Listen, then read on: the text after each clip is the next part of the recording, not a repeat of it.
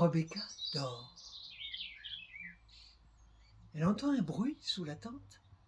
La porte se soulève et elle voit Isaac sortir. Un rayon de lune la réveille.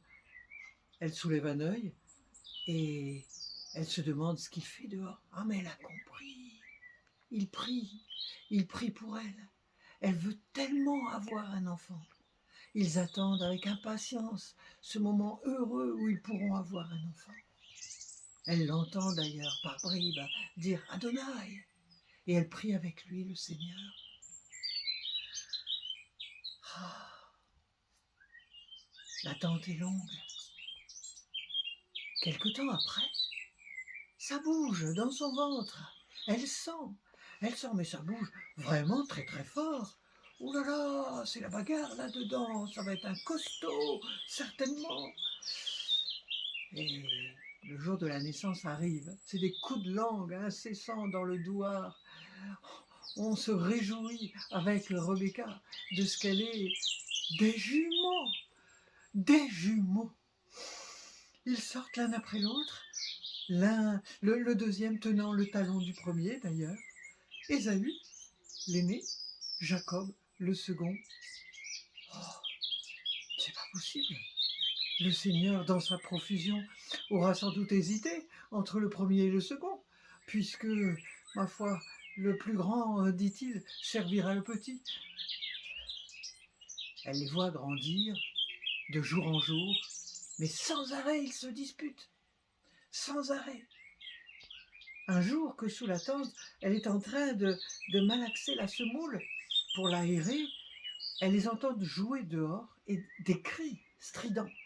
Elle sort précipitamment, juste à temps pour voir un bâton s'envoler dans le ciel et atterrir plus loin, alors que ces deux jumeaux, épaule contre épaule, se courent pour aller le rechercher, le rattraper le premier. Mais elle voit aussi une main s'appuyer sur une épaule et la pousser, et puis un pied se tendre sur une cheville pour faire tomber. Ils n'arrêteront jamais, jamais. Déjà, au sein, elle voyait leurs différences. L'un était goulu, l'aîné, Ésaü, l'autre lent, mais lent. Heureusement qu'elle avait des montées de lait dans les deux seins à la fois. Heureusement. L'aîné était velu, costaud. Le second, Jacob, frêle, peau douce. L'aîné préférait sortir. L'aîné, le cadet, restait à l'intérieur avec elle. L'aîné suivait le père à la chasse et ramenait du gibier. Le cadet la regardait cuisiner et il adorait les sauces qu'il goûtait, les épices qu'il accommodait, qu'il ajoutait au plat. Et puis, il était tendre avec elle. Elle se reprochait même de le préférer. Ma foi, serait-ce elle la responsable de cette différence? Peut-être que l'aîné était jaloux finalement, d'où ces gestes brusques à l'égard de son cadet. Seigneur, suis-je vraiment responsable de cela? Ou est-ce toi qui as fait deux natures dans mon sein? Elle se posait question sur question. Un jour, qu'Ésaü rentre de la chasse, adolescent, il rapporte du gibier qu'il entend bien faire cuisiner par son frère. Il lui demande poliment de le servir du gibier précédent. Mais il a un geste autoritaire que Jacob déteste cette suffisance, cette autorité de l'aîné sur le second. Parce qu'il serait né le premier-né, comme Adam, le second, Ève, devrait lui obéir. Mais pourquoi? Le masculin contre le féminin.